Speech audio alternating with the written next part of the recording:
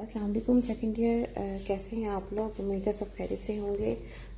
کل آپ لوگوں کو ایک ٹاسک دیا تھا چھوٹا سا کہ آپ لوگوں نے شارٹ کوسچن بنانے ہیں، تو بڑی افسوس کی بات ہے کہ آپ لوگوں میں سے صرف ایک بچی نے جو ہے بھیجا ہے مجھے ٹاسک کمپلیٹ کر کے، اور باقی جو اسٹوڈنٹس ہیں ان سے بھی جو ہے گزارش ہے کہ وہ اس ٹاسک کو کمپلیٹ کریں as soon as possible, otherwise آپ لوگوں کی اٹینڈنس بھی کاؤنٹ نہیں ہوگی، ٹھیک ہے؟ تو آج کا جو آپ کا لیکچر ہے، کیونکہ اب آبویسلی ہماری جو ہے ریویژن چل رہی ہے تو اسی کے حوالے سے ہی ہے آج کا آپ کا جو ٹاپک، جس طرح سے ہمارا تھا فرسٹ چیپٹر میں کہ مسلمانوں کی آمد سے پہلے برِ صغیر میں مسلمانوں کی آمد سے پہلے کیا صورتحال تھی یہاں کی ایجوکیشن کی، ٹھیک ہے؟ اور تو اس حوالے سے سب سے پہلی بات تو میں اگین دوبارہ وہی ریپیٹ کروں گی کہ آپ لوگوں نے ابھی تک کل کا جو ہے ٹاسک مجھے جو ہے سبمٹ نہیں کرایا، کائنڈلی اسے سیریس لیں اور اس کو جو ہے سبمٹ کروائیں سیکنڈ ایئر، کیونکہ آپ لوگوں کے ایڈمیشنز جانے ہیں، ادروائز پھر آپ لوگوں کے لیے خود پرابلمس ہوگی۔ دین آپ لوگ ہمارے پاس آئیں گے کہ ہماری اٹینڈنس شارٹ ہے، یہ ہے وہ ہے، لیکن دین آپ کو کسی بھی قسم کا ایکسکیوز جو ہے وہ سنا نہیں جائے گا، okay? Then no student would come to me if you are not serious in your studies right now. Then آج کا جو آپ کا ریویژن لیکچر چل رہا ہے تو اس کی جو ہے ہم ایک دفعہ ریوائز کر لیتے ہیں اپنا پچھلا ٹاپک، ٹھیک ہے؟ اور آج کا ہمارا ٹاپک ہے مسلمانوں کی آمد کے وقت برِ صغیر کی ایجوکیشنل کنڈیشن کیا تھی۔ تو مسلمانوں کی آمد سے پہلے یہ خطہ جو ہے یہاں پہ اس کا کوئی پرسان حال، اور آرینز کی آمد کے بعد یہاں کا معاشرہ معزز اور ذلیل ذاتوں میں ڈیوائیڈ ہو چکا تھا، یعنی یہاں پہ جو ہے طبقاتی سسٹم بہت زیادہ تھا۔ تعلیم پر صرف برہمن کی اجارہ داری تھی، حتیٰ کہ کھشتری اور ویش بھی جو ہے ایجوکیشن کی فیلڈ سے برہمنوں کے ساتھ شریک نہ تھے۔ شودر چونکہ پیدائشی طور پہ کمزور اور کمتر سمجھے جاتے تھے، ان کا کام تھا دوسرے جو طبقات تھے جو اعلیٰ درجے کے تھے ان کی خدمت کرنا۔ تعلیم کے دروازے ان پر بند تھے، اور اسلامی تعلیمات میں جیسا کہ ہم جانتے ہیں کہ عدل و انصاف اور انسانی مساوات، ایکویلٹی کی بیسس پہ جو ہے نا ایجوکیشن دی جاتی ہے، بلکہ ہر معاملے میں ایکویلٹی کو انتہائی اہمیت حاصل ہے۔ اور اسی لیے مسلمز جہاں جہاں بھی گئے، وہاں کی جو لوکل جو آبادی تھی اس کی اکثریت جو ہے مسلمانوں کی علم دوستی اور ان کی اعلیٰ معاشرتی جو ویلیوز ہیں، مورل ویلیوز ہیں، ہماری سوشل ویلیوز ہیں، اس کے ریزلٹ میں اسلام قبول کرتی گئی۔ یہاں تک کہ برِ صغیر کا جو ہندو معاشرہ تھا، انہوں نے بھی مسلمان کی ان اعلیٰ روایات سے امپریس ہو کر اسلام قبول کیا۔ برِ صغیر کے جو مسلم لیڈرز تھے اور علماء کرام اور جو عمرا تھے، یہاں تک کہ جو عام عوام تھی، وہ بھی اسلام کے جو ایک اسلام کا جو گلوبل ایجوکیشنل کانسیپٹ ہے اس سے مکمل طور پر آگاہ تھے۔ مسلمان حکمران عام طور پہ خود بھی بڑے عالم ہوتے تھے اور بڑے نالجیبل پرسنز ہوتے تھے۔ ان میں جو مین نام ہے ان میں ہے علاء الدین خلجی اور اکبر، جو کہ خود عالم تو نہ تھے لیکن تعلیم کے میدان میں بہت فراخ دل تھے۔ انہوں نے بھی جو ہے ایجوکیشن کو پھیلانے کے لیے، اس کی اشاعت کے لیے مساجد بنائیں، مدارس بنائے، اور اسٹوڈنٹس کو، ٹیچرز کو جو ہے اسکالرشپس دیے گئے، اور جہاں تک ہو سکا ایجوکیشنل فیسلٹیز مہیا کی، جس سے برِ صغیر میں ایجوکیشن عام ہوتی گئی۔ اب برِ صغیر میں جو ایجوکیشنل سسٹم تھا اس کے کیا کیا پرومیننٹ فیچرز تھے، اس کو تھوڑا ہم دیکھتے ہیں۔ تو برِ صغیر میں مسلمانوں نے اپنے دور حکومت میں ایجوکیشن کو پھیلانے کے لیے، عام کرنے کے لیے جو سٹیپس لیے، اس کے انمنٹ نقوش یعنی جن کو ابھی تک ہم مٹا نہیں سکے، وہ ابھی تک موجود ہیں یہاں کی سیاسی، سماجی اور معاشرتی زندگی پر دکھائی دیتے ہیں ہمیں۔ مسلمانوں کے ہاں جاہل اور ان پڑھ ہونا بہت بری بات تھی۔ بڑی بڑی بستیوں اور قصبوں میں تعلیم کے فروغ کے لیے کئی مدارس ہوتے تھے۔ مسلمانوں کے ہاں جاہل و ان پڑھ ہونا بہت بری بات تھی۔ بڑی بڑی بستیوں اور قصبوں میں ایجوکیشن کے فروغ کے لیے کئی مدرسے ہوتے تھے، جہاں دینی علوم یعنی قرآن مجید، حدیث اور فقہ کے علاوہ شاعری، صرف و نحو اور تاریخ، جغرافیہ کی ایجوکیشن بھی دی جاتی تھی۔ مسلمان حکمرانوں کی علمی سرپرستی کا سلسلہ انگریزوں کے اقتدار پر قابض ہونے تک قائم رہا۔ انگریزوں نے ہندوستان پر قبضے کے بعد مسلمانوں کے ایجوکیشنل سسٹم کو بہت نقصان پہنچایا، جو کہ ایک وسیع ٹاپک ہے۔ ذیل میں ہمدرد اب ہم جو مسلمانوں کے جو ایجوکیشنل سسٹم تھا اس کا ایک جائزہ لیں گے، اور اس میں سب سے پہلے جو ہم ڈسکس کریں گے وہ ہے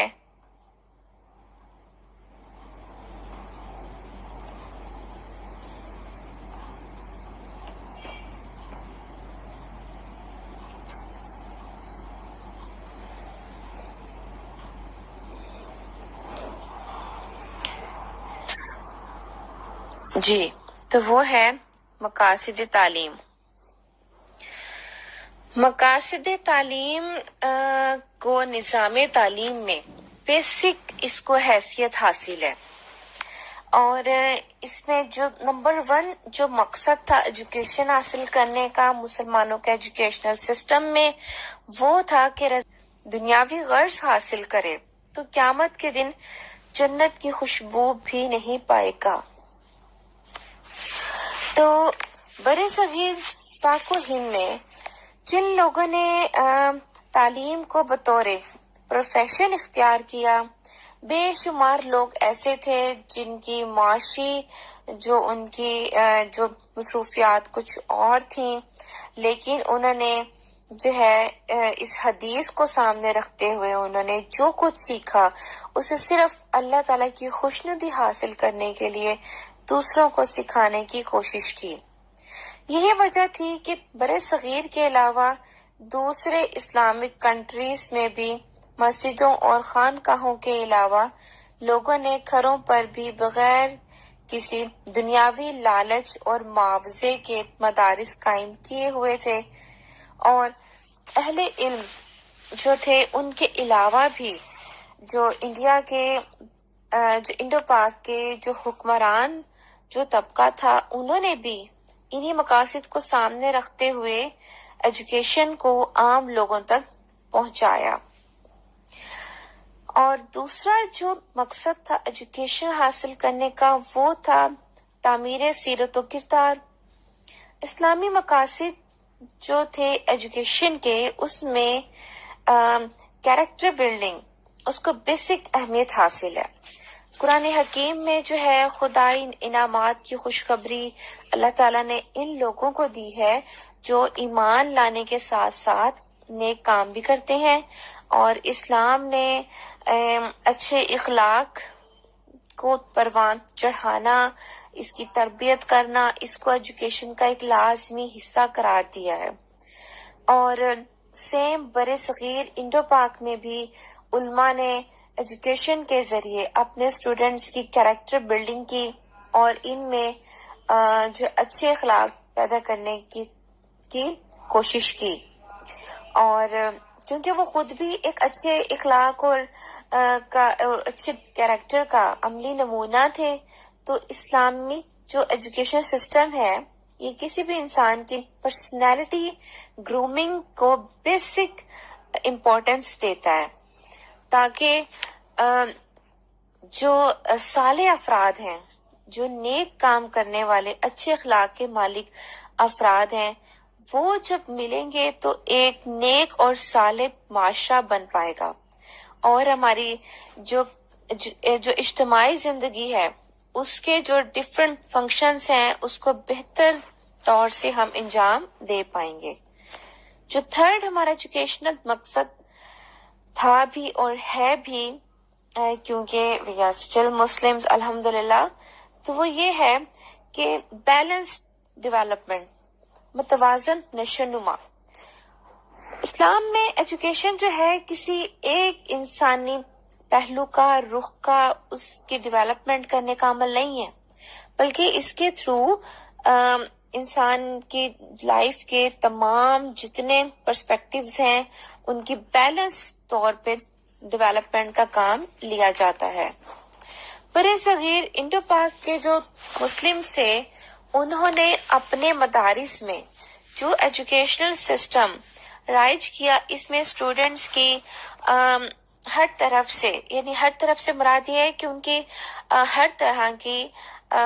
ہر طرح کے پرسپیکٹیو سے، بھلے وہ مینٹل ڈیولپمنٹ ہو، ان کی فزیکل ڈیولپمنٹ ہو، ان کی ایموشنل گرومنگ ہو، ان کی سائیکولوجیکل ڈیولپمنٹ ہو، ٹھیک ہے، ہر طرح سے نشو نما کا خیال رکھا جاتا تھا. اور مسلمانوں کے سامنے ایجوکیشن کا کانسیپٹ بہت وسیع تھا. گو دینی ایجوکیشن کو مرکزی حیثیت حاصل تھی، یعنی قرآن و حدیث کو بیسک حیثیت حاصل تھی، لیکن ان سب کے علاوہ ٹریڈنگ اور جو ہے ڈیفینس کے جو جتنے بھی جو ہیں جو سکلز ہیں ان کو سکھانے کے لیے بھی ادارے قائم تھے.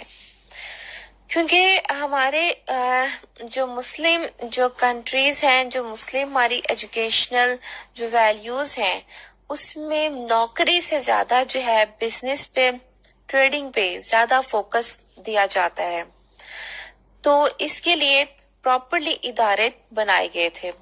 تعلیم کی وسعت اور اس کی جو ہے ہمہ گیری کہتے ہیں کہ ہر پہلو سے جو یہ ڈیولپمنٹ کرتی ہے، ہر پرسپیکٹیو کو، انسان کی لائف کے پرسپیکٹیو کو دیکھتی ہے، اس کا یہ عالم تھا کہ مدارس میں ایک طرف قرآن حدیث کی تعلیم دی جاتی تھی، تو دوسری طرف ہسٹری، جغرافیہ اور فزکس، کیمسٹری، بایو اور جو ہے آسٹرولوجی، اس کی ایجوکیشن کا بھی انتظام موجود تھا. پھر ہے کہ معاشی خود کفالت.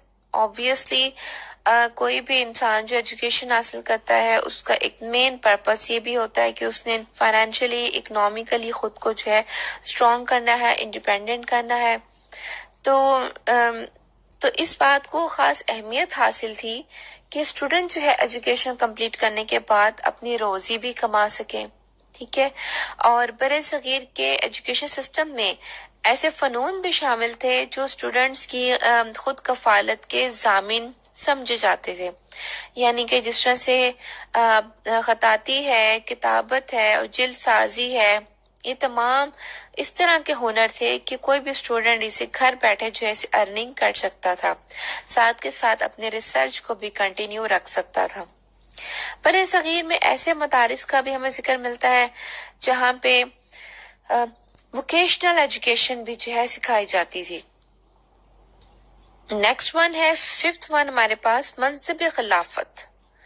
یہ ایسا ایجوکیشنل آبجیکٹیو ہے جس کو ہم نے آج کل بھلا دیا ہے. ہم اس کو بالکل اگنور کر کے بیٹھ گئے ہیں، کیونکہ ہم اب ایک آزاد مملکت کی حیثیت سے نہیں بلکہ غلام مملکت ہے. ہم آزاد دماغ نہیں ہے، ہمارے دماغ ابھی بھی غلامی کی زنجیروں میں جکڑے ہوئے ہیں. تو ہم بھول گئے ہیں کہ ہم جو ہے اللہ تعالیٰ کے بندے ہیں، اور اللہ تعالیٰ نے انسان کو دنیا میں اپنا خلیفہ ہونے کا شرف بخشا ہے. اس لیے مسلمان کی زندگی کا ایک اہم مقصد اللہ تعالیٰ کی حاکمیت کا قیام ہے. ہمارے اندر عقیدہ تو ہے، ہم مانتے تو ہیں کہ اللہ ایک ہے، ٹھیک ہے، ہم اللہ کے بندے ہیں، لیکن ہمارے اندر ایمان نہیں ہے، دین نہیں ہے، کیونکہ ہمیں اپنے آنے کا جو مقصد تھا وہ ہم بھلا بیٹھے ہیں. تو تعلیم جو ہے انسان کو اس مقصد کی ادائیگی کے لیے ریڈی کرتی ہے. دین ہے تسخیر کائنات. ایجوکیشن کا ایک مقصد انسان کو اس قابل بنانا ہے کہ وہ فطرت کی قوتوں اور پوشیدہ ذرائع کو انسان کی بھلائی کے لیے استعمال کر سکے. ٹھیک ہے. اور نیکسٹ ون ہمارے پاس ہے کہ اس دور میں سلیبس کیا تھا، ایجوکیشن سلیبس کس طرح کا ہوتا تھا. تو ایجوکیشن سلیبس میں آبویسلی جو بیسک جو ابتدائی مدارس میں سلیبس تھا، ابتدائی تعلیم کا سلیبس تھا، اس میں یہ تھا کہ معمولی پڑھنا لکھنا اور بیسک میتھمیٹیکل جو ہے چیزیں وہ سکھائی جاتی تھیں، اور اس کے علاوہ مذہب اسلام کی بیسک جو باتیں ہیں، اصول ہیں، وہ یاد کرائے جاتے تھے. چونکہ اس دور میں مسلمان عوام کی زبان عام طور پر فارسی تھی، اس لیے مکاتب میں فارسی کو ہی جو ہے ذریعہ تعلیم بنایا گیا تھا. ابتدائی ایجوکیشن کا نصاب کا جو لازمی جز کلام اللہ تھا. ٹھیک ہے، یعنی قرآن و حدیث، یہ تو لازمی ایک پارٹ تھا اس کا. باقی اس کے علاوہ جو بکس تھی اس میں فارسی کی کتابیں تھیں، اور جن میں جو نمایاں نام ہے وہ ہیں گلستان اور بوستان وغیرہ. یہ بچوں کو پڑھائی جاتی تھی بیسک لیول پہ. اور مکاتب میں عموماً مسلمان اور غیر مسلم لڑکے لڑکیاں اکٹھے تعلیم حاصل کرتے تھے، کیونکہ یہ پرائمری لیول کی ایجوکیشن تھی، بچے کم ایج کے ہوتے تھے، تو اس لیے کو ایجوکیشن تھی صرف بیسک لیول پہ.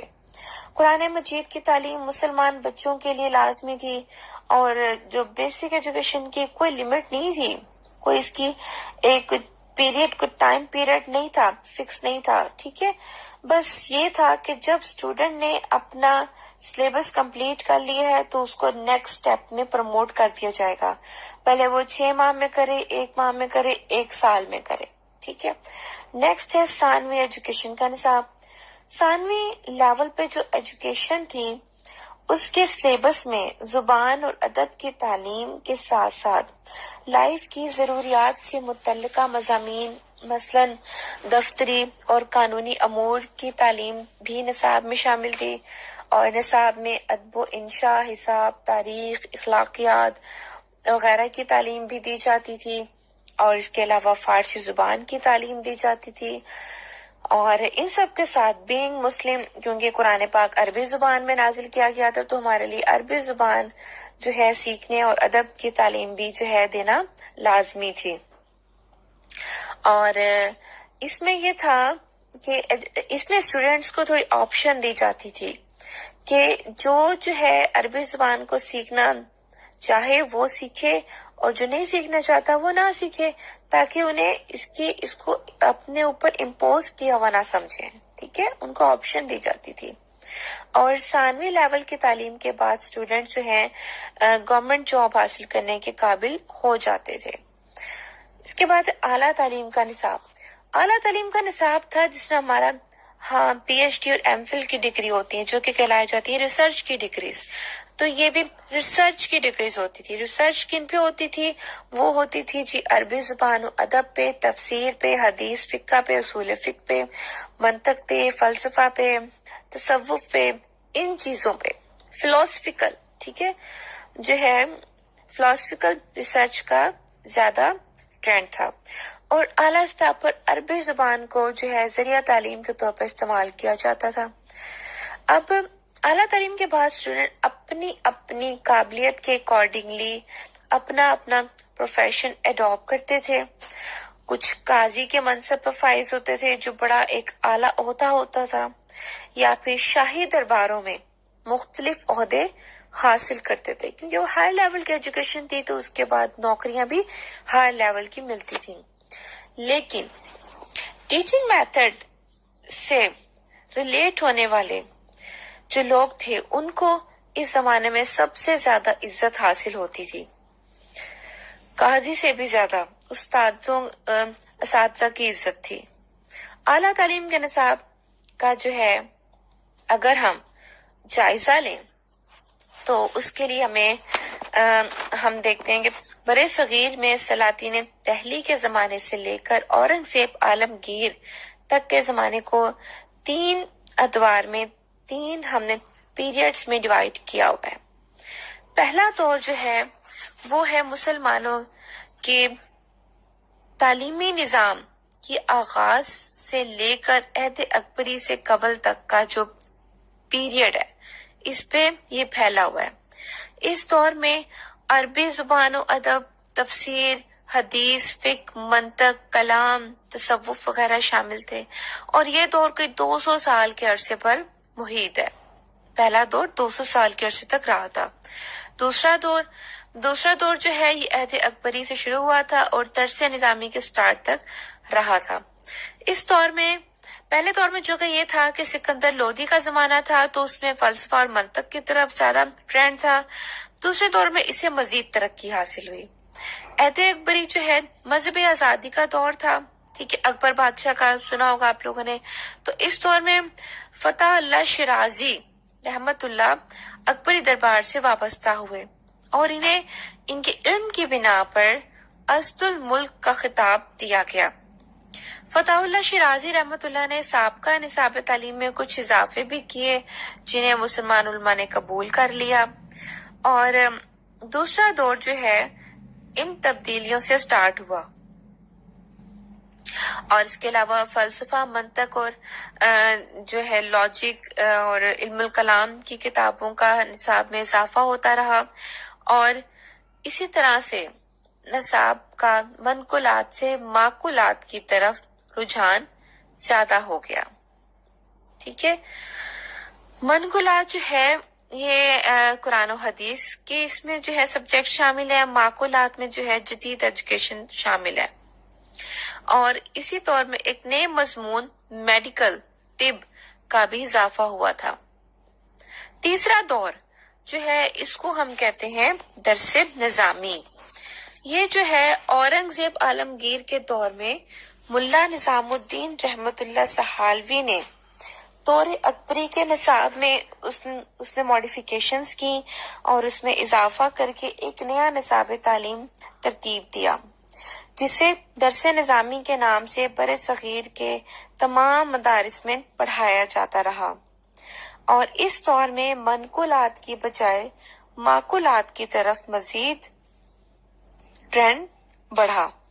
ملا نظام الدین رحمت اللہ نے سلیبس میں مزید کتابوں کا اضافہ کیا، اور جو ہے سلیبس میں کتابوں کا یہ اضافہ بھی اسی اصول پر کیا گیا تھا جو فتح اللہ شیرازی نے قائم کیا تھا، یعنی کہ معقولات کی کتابوں میں اضافہ کرنا. معقولات جدید ایجوکیشن کو کہا جاتا ہے، اور اس کا رزلٹ یہ بھی نکلا کہ جو قرآن و حدیث کی جو ایجوکیشن تھی، جو فقہ کی ایجوکیشن تھی، علم و کلام کی ایجوکیشن تھی، اس کی طرف ٹرینڈ کم ہو گیا.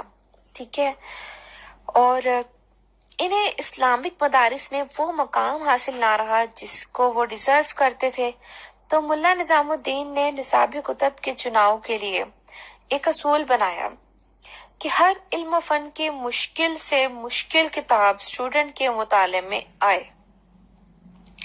اب درس نظامی کے رائج ہونے سے جو نقلی علوم یعنی قرآن و حدیث کی جو ایجوکیشن ہے جس کی طرف ٹرینڈ کم ہو گیا تھا، اس کو کمپنسیٹ کرنے کے لیے شاہ عبد الرحیم نے مدرسہ رحیمیہ دہلی میں قرآن و حدیث کو دوبارہ نصاب میں بیسک امپورٹنس، مرکزی حیثیت دینے کی ایک موومنٹ سٹارٹ کی، اور ان کے بعد ان کے بیٹے شاہ ولی اللہ رحمت اللہ نے اس موومنٹ کو مزید آگے بڑھایا.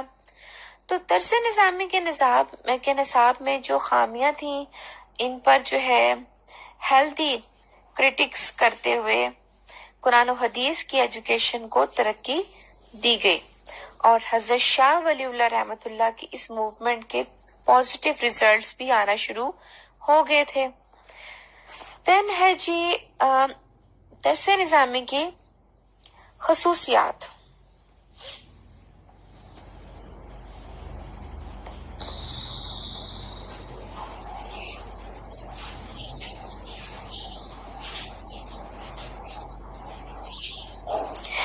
درس نظامی کی خصوصیات جو ہے، درس نظامی کا سٹارٹ جو ہے آج سے کوئی تقریباً 400 سال قبل اورنگزیب کے دور میں ہوا تھا، لیکن یہ نصاب آج بھی بہت سے دینی مدارس میں پڑھایا جاتا ہے.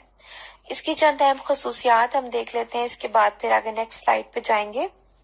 اس کی خصوصیات یہ ہیں کہ اس نصاب میں فلسفہ اور منطق وغیرہ کی نسبت قرآن و حدیث پہ توجہ کم تھی، ٹھیک ہے، اور نصاب میں تاریخ اور جو ہے جغرافیہ جیسے اہم مضامین بھی شامل نہیں تھے، اور صرف و نحو کی کئی کتابیں نصاب میں شامل تھیں، اور درس نظامی کے نصاب کی ایک خصوصیت یہ ہے کہ اس سے جو ہے آپ کی قوت مطالعہ وہ بڑی سٹرونگ ہوتی ہے، اور درس نظامی کا نصاب میں معلومات کی وسعت کی بجائے اس میں زیادہ پریکٹیکلی اور لاجیکلی سوچ بچار پر زیادہ زور دیا گیا تھا، ٹھیک ہے، اور اس میں جو ہے سلیبس کو زیادہ کمپلیکیٹڈ بنا دیا گیا تھا، اور یہ جو ہے نصاب آج بھی ہمارے مدارس میں پڑھایا جاتا ہے، لیکن ملا نظام الدین کے بنائے ہوئے جو ہے اس نصاب اور آج کل کے درس نظامی کے اس نصاب میں بہت فرق ہے۔ آج کل بہت سی ایسی کتابیں نصاب میں جو ہے شامل ہیں جو ملا نظام الدین رحمت اللہ کے عہد کے دور میں شامل نہ تھیں۔ اس کے علاوہ بہت سی کتابیں جو اس وقت نصاب میں شامل تھیں وہ آج کل ختم کر دی گئی ہیں، ٹھیک ہے، اور نیکسٹ آگے ہم دیکھتے ہیں ٹیچنگ میتھڈس۔ برِ صغیر میں جب مسلمانوں کا دور حکومت تھا اس وقت کون کون سے ٹیچنگ میتھڈس اڈاپٹ کیے جاتے تھے اور کس کس لیول پہ؟ تو ابتدائی تعلیم میں ہم دیکھتے ہیں ابتدائی تعلیم چونکہ بچوں کو دی جاتی ہے، مکاتب میں دی جاتی ہے، اور مکتب وہ ہوتا ہے جہاں پہ لکھنا سکھایا جاتا ہے، بچے کو بیسک رائٹنگ سکھائی جاتی ہے۔ تو ایجوکیشن کا جو سٹارٹ ہے وہ ہے رسم بسم اللہ کی تقریب سے ہوتا تھا۔ جب بچہ 4 سال اور 4 ماہ اور 4 دن کا ہو جاتا تو بچے کو استاد کے سپورٹ کر دیا جاتا تھا۔ استاد بچے کے عزیزوں اور رشتہ داروں کی پریزنس میں بسم اللہ، سورہ الق کی ابتدائی آیات اور سورۃ فاتحہ بچوں کو پڑھائی جاتی تھی۔ اس کے بعد بچے کو پراپر ایجوکیشن کا سلسلہ اس کا سٹارٹ ہو جاتا تھا۔ اب ان مکاتب میں بچوں کو قرآن کریم معمولی پڑھنا لکھنا بیسک لیول کا جو ہوتا تھا ان کو پڑھایا جاتا تھا، اور بیسک میتھمیٹکس بھی ان کو سکھایا جاتا تھا۔ بچوں کو حروف تہجی اور ان کی مختلف جو ہے شکلیں ان کی پہچان کرانے کے بعد پھر یعنی پہلے تو الف بے سکھانی ہے بیسک ان کو، پھر اس کے بعد جو ہے کس طرح آپ نے حرف ملانے ہیں، الفاظ کیسے بنانے ہیں حروف کو ملا کر، اس کی مشق کرائی جاتی تھی، اور پھر اس کے بعد جو ہے حروف کو ان کی پہچان کرانا، اور اس کے بعد جو ہے ان کو اس کو رائٹنگ پہ لے کر آتے تھے، ان کو لکھنا سکھایا جاتا تھا۔ اکبر نے اپنے دور میں لکھنا پڑھنا ایک ساتھ شروع کرنے کو جو ہے رواج دیا تھا، رائج کیا، اور چونکہ حروف تہجی الف پہ لکھنے کے ساتھ ہی ان کی شکلیں اور نام یاد کرائے جاتے، اور کنٹینیوس جو ہے بچے کو اس کی پریکٹس کرائی جاتی، اور کنٹینیوس پریکٹس کے بعد بچہ پڑھنے کے ساتھ لکھنے کے قابل بھی ہو جاتا۔ نیکسٹ ہے ثانوی اور اعلیٰ ثانوی درجات میں ٹیچنگ میتھڈس کون کون سے اڈاپٹ کیے جاتے تھے۔ اس میں پہلا ہے لیکچر میتھڈ، جس کو اردو میں ہم کہتے ہیں تقریری ٹیچنگ میتھڈ، طریقہ تدریس۔ تو اس میتھڈ کو جو ہے یہ بہت پرانا میتھڈ ہے، اور آلموسٹ جو ہے ہندوستان کے جو پرانے جتنے بھی مدارس تھے سب میں ثانوی اور اعلیٰ ایجوکیشن کے لیے یہی میتھڈ اڈاپٹ کیا جاتا تھا۔ ٹیچرز مضمون کے بارے میں اسٹوڈنٹس کو لیکچر دیتے تھے، اور جو اسٹوڈنٹس ہیں اہم نکات لکھ لیتے تھے۔ استاد درس کے حلقہ میں کسی اونچے مقام پر بیٹھا ہوتا تھا، اور جو ہے ٹیچنگ کے بعد اسٹوڈنٹس کوسچننگ کے ذریعے اپنے جو ان کی جو پرابلمز ہوتی تھیں، جو مشکل باتیں ہوتی تھیں اس کو دوبارہ سمجھ لیتے تھے تاکہ کسی قسم کا بہام باقی نہ رہ جائے۔ اور معلم بھی کیا کرتا تھا ٹیچنگ کے اینڈ پہ اپنی پڑھائی ہوئی جو چیز جو لیکچر تھا اس کا جائزہ لینے کے لیے پڑھائے گئے سلیبس میں سے اسٹوڈنٹ سے کوسچنس کرتا تھا. پھر ہے درسی کتب کا میتھڈ، ٹیکسٹ بک میتھڈ.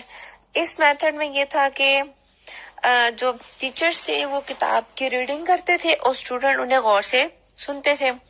اور سم ٹائمز ایسا ہوتا تھا کہ اسٹوڈینٹس ریڈنگ کرتے تھے اور استاد ان کی جو ہے غلطیوں کو ٹھیک کرتے تھے.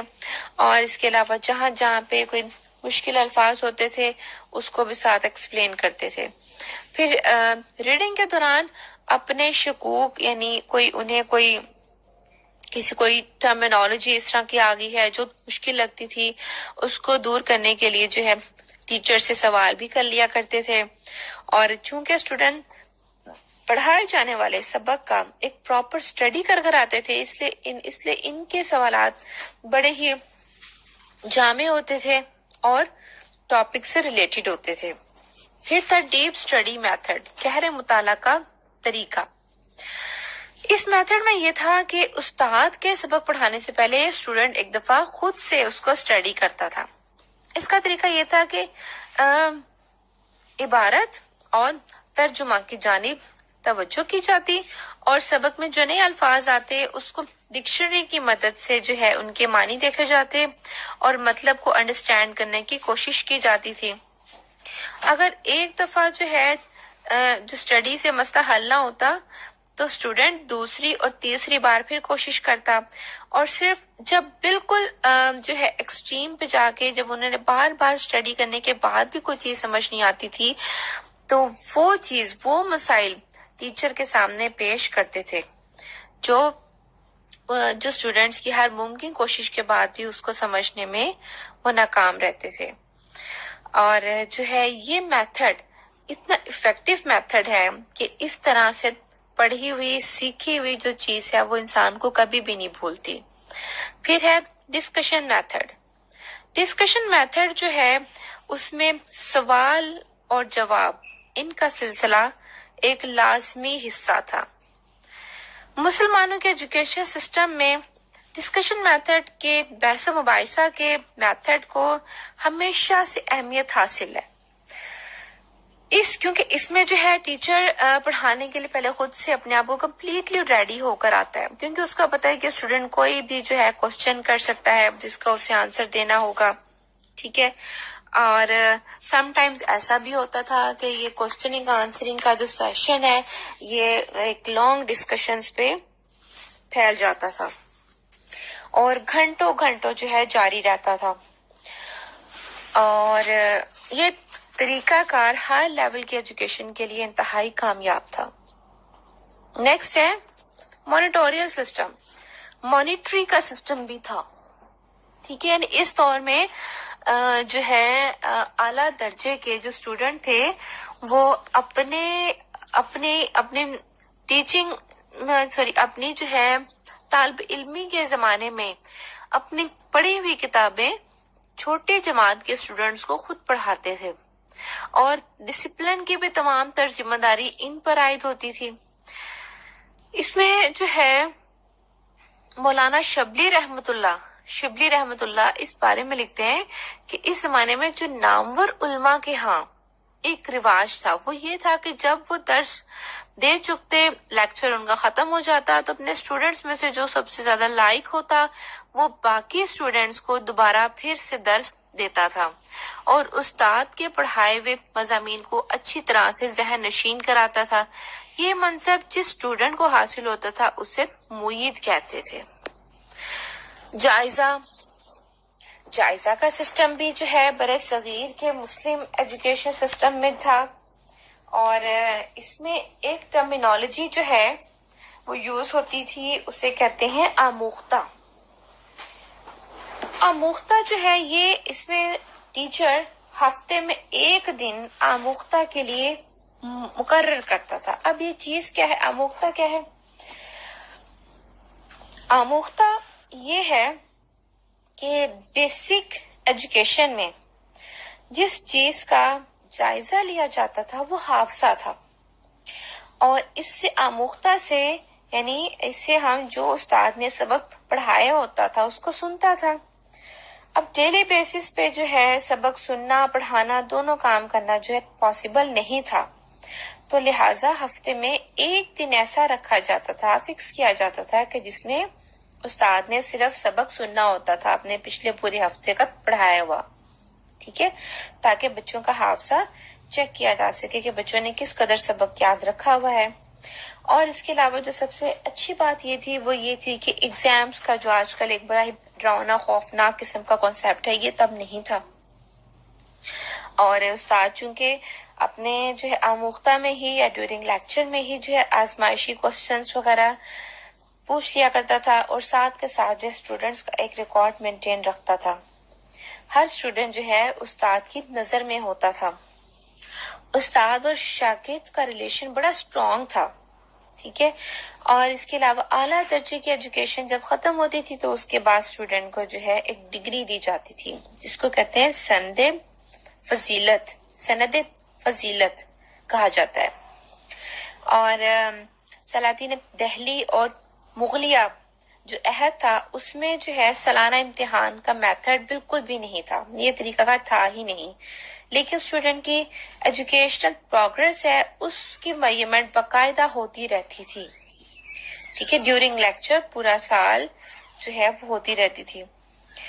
اور جائزے کے علاوہ جو ہے برِ صغیر میں ہمیں کہیں کہیں پہ رسمی امتحانات کا ذکر بھی ملتا ہے، جس میں جو ہے والی بیجاپور محمد عادل شاہ نے جو ہے اینول سسٹم کے میتھڈ کو رائج کیا.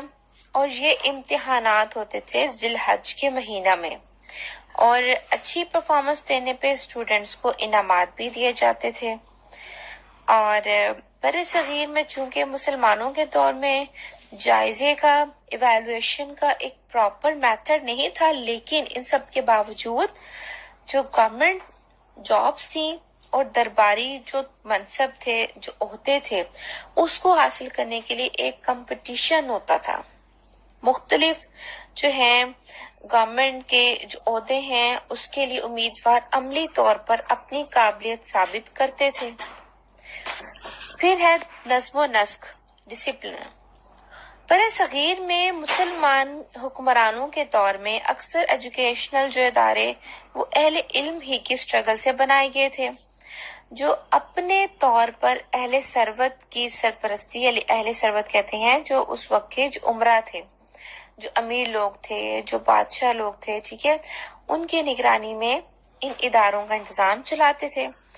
اور بادشاہ اور حکمران طبقہ بھی جو ہے ان کی نگرانی کرتا تھا، ان کی سپرویژن کرتا تھا.